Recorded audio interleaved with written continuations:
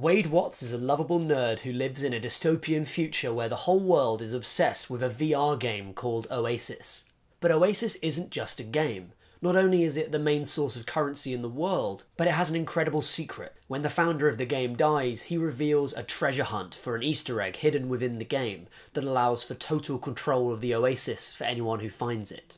And when Wade, or rather his digital avatar Parzival, become involved in the search for the Easter egg, him and his friends end up on a life-changing journey that could change the future of the world, and the Oasis. That's the rough plot of Ready Player One, and I say rough because that really is how it is. It's a little bit archetypal, if I'm being polite, and generic, if I'm not. Wade is every bit the everyman, a sort of bland aggregate of everything that the filmmakers think the audience is going to be.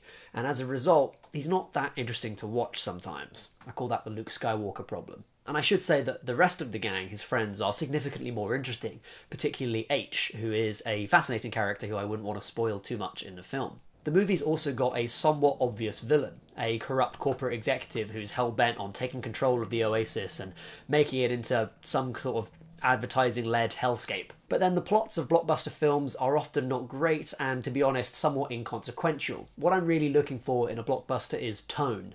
This sort of hard-to-pin-down tone where it's a lot of high stakes, but it's quite fun to watch, and we know there's possible risks that are going to happen to the characters, but we're having a couple of laughs and some thrills along the way. Now, Steven Spielberg is the master of that tone, and you only have to watch Indiana Jones to see exactly what I mean. He, I think, if not invented, at least codified what we consider to be the modern action-adventure blockbuster. And to be honest, the tone here just didn't sit well with me, at least not at first. There seemed to be this huge disconnect, a gulf between the apocalyptic scarcity of the real world and the popcorn, day-glow action fun of the Oasis. It's obvious even down to the differences in filmmaking between the two sections. I mean, obviously the Oasis is entirely CGI, and I watched it in 3D too, so it really popped out of the screen.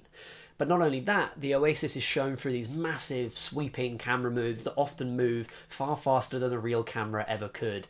And that's the kind of thing that usually you say directors shouldn't do. I think a general rule of thumb with directing CGI is that you should stick to stuff that cameras can actually do so that it feels more realistic. And certainly during those sweeping sections, you can really see why Spielberg made The Post and made it so sedate and still. Then in the real world sections, we have an obviously much more constrained camera with a gritty, grainy aesthetic on the film as well. And that just makes the gulf between those two worlds feel wider. But it eventually became clear to me that this was the whole idea. It's an intentional throwback, a Spielberg auto-tribute. It was almost like they were setting up this paint-by-numbers sci-fi apocalyptic backstory just in order to justify the fun we were going to have in the Oasis sections of the film. Now, whether or not that lands for you, I think is a different question. For me, I find it hard to give massive praise to pastiches because they seem like they're trying to have the best of both worlds. What it seems like they're trying to do is that whenever the film is good, they can take credit for that and say, yeah, this is us building off other people's styles, making our own work, and making these original moments within the framework set up by other filmmakers, by other storytellers. But when the film's bad, well, that was just intentional. We were having fun, and so even when it's bad, we're still being clever and good with what we do. Now that can work, and I think of films like Austin Powers or Black Dynamite as being good examples. But it's a little bit strange here because, of course, Spielberg is a filmmaker who made half of the pop culture that's being riffed off here. So in that sense, I think Ready Player One is right on the edge of being up its own arse, to be honest. And I think the thing that saves it is that Spielberg firstly excised pretty much every reference to films that he was involved in, save, I think, Back to the Future, from the film, which I think was the right decision to make because otherwise that would have just been totally wrong. And also he encourages the audience to not just view this as being him having really good fun riffing off his mates' ideas, but to invite the audience in and help them interact with and imagine other scenarios taking place within that world. The best example of this happening in the film is probably my favourite sequence in the movie, set in a sort of weird parody of the Overlook Hotel from The Shining. Kubrick was a big influence on Spielberg, and of course Spielberg actually took on a Kubrick project, AI, and finished it off. And so here's Spielberg playing with this film that someone he really respects made, and he makes a very funny, very thrilling sequence set in that universe while having a lot of fun with the action-adventure stuff that he's bringing to that kind of horror environment. So what I really liked about that was that he was taking a film that a lot of people have seen, and I think even if you haven't seen it, you know the major beats like the axe through the door and the woman in the bathtub and so on. And he takes elements of that and makes jokes just purely out of the audience expectation around that. So we see this character kind of bumbling through these scenarios, and of course we know what's next, but they don't. So there's that tension there that he turns into a really funny sequence. Still, I found it hard to shake the feeling that there wasn't really anything to the film, that it was really fun, but it was just tone. There wasn't really any meaning behind it. And I think this is where the pastiche problem really rears its ugly head, because as far as I can understand it, the general moral of the film is that nostalgia, if it's unchecked, will kill society. Like, it's a really bad thing for progress, for us to be so wrapped up in media, and especially in media that riffs off older stuff instead of generating new ideas. Throughout the film, the art direction, which is phenomenal by the way, it does a really good job of communicating this sort of empty world that the characters live in, where everything is just feeding back in on itself.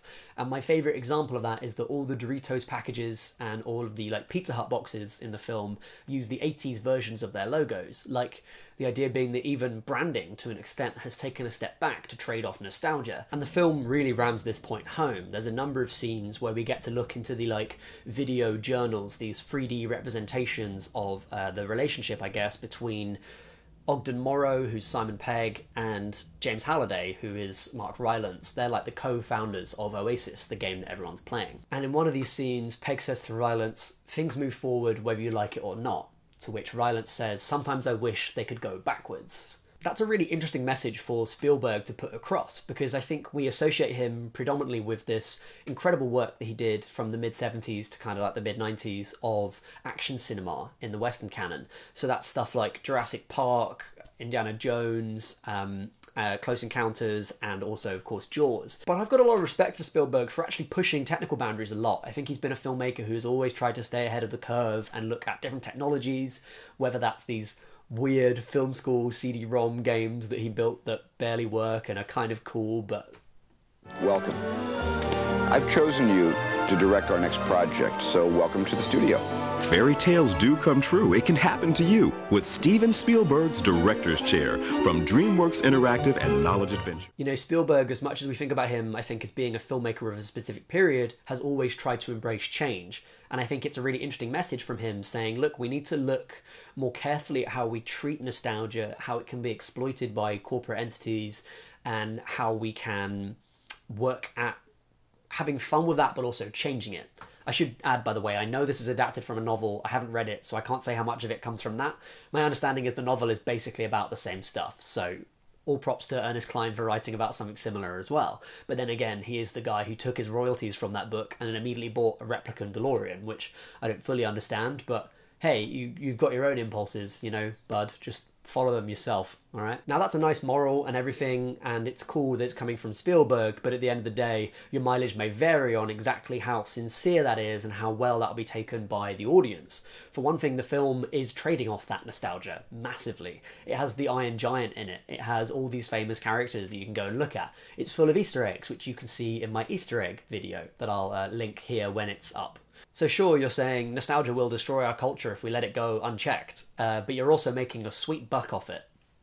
So I don't know how you feel about that. The one thing I can say is that I think the audience that most needs that message that says, you know, this is really cool stuff, but you need to step back from it every now and again, look at what's happening around you in the real world, and also maybe take in more developments, new culture, stuff like that, is probably the audience that will go and see this film. So it almost makes sense to draw them in with that nostalgia and then say to them, this shit is dangerous if you overuse it. I don't know, I'd love to hear your thoughts about that, so let me know in the comments down below. I'm still of two minds about it, really. I said earlier that I think plots are almost inconsequential to blockbusters. They just have to make basic sense on first inspection, which I think this passes just fine. I don't think the characterization in this is particularly deep, but it's fun enough. I think the tone of the film, once you get into it, is supremely enjoyable.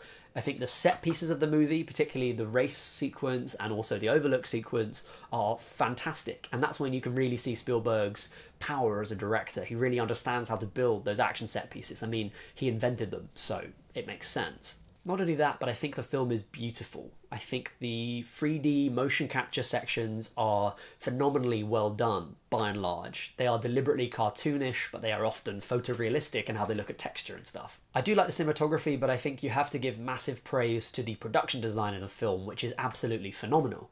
I'm not sure if you know about this, but most of the real-world sections of the film are shot in, like, Birmingham and in the UK, and it's just phenomenal. You really don't know that, I don't think, unless you're specifically looking for it. And everything from the signage to the graffiti to the clothes that the people wear tells a story about the world that they live in. And I think that's something where we underrate Spielberg and the way that he collaborates with the phenomenal production designers who work on his films. If you think about something like Minority Report, that's another film that uses production design extensively to build a world in a really unobtrusive way that allows the plot to continue onwards. So in the end, I don't really know what to tell you about Ready Player One. I think the central thing that a blockbuster should do is make you have fun, and I think this movie does that. I think its plot is pretty bad. I think its characterization is pretty thin, but I think the casting is pretty good. I think that the cinematography is good. I think the technical aspects of the film are good. So my recommendation is that you go to see it on a big screen, preferably. I don't think it would work on a small screen, and you make your mind up for yourself. And I know that's a bit of a cop-out for a critic, but I haven't done a video in a while, guys, so just let me kind of like get back into my flow, okay? And when you see it, have in mind a really funny tweet about this that I saw that's an interesting comparison. This guy basically said, Ready Player One is this generation's Hook. And how you feel about Hook, I think, is really dependent on when you saw it, how old you were, and what environment you saw it in. And I think that's a really interesting comparison to make, because of course Hook is considered to be one of Spielberg's worst films, I think, in general, which is a little unfair, but probably not totally undeserved. So that's it, Ready Player One. I thought it'd be complete trash, and it ended up not being complete trash. I think I can say that definitively. I'd love to find out what you thought about the film, especially if you have any thoughts around the adaptation. I know they changed quite a bit from the novel, so I'm interested to see what people thought about that. And do let me know in the comments down below what you thought of it, and also what you thought of this video. If you didn't like it, then I don't know what I could do differently unless you tell me, so that'd be nice to know. I also want to give a big shout out to Paul from iWatched, who I ran into in the cinema after I saw this. I had no idea that we lived near each other. We've spoken a couple of times on Twitter. He's got a really good channel that's growing really fast, so it's definitely worth checking him out if you like watching my reviews as well. Have a good one, folks, and I'll see you next time. Bye for now.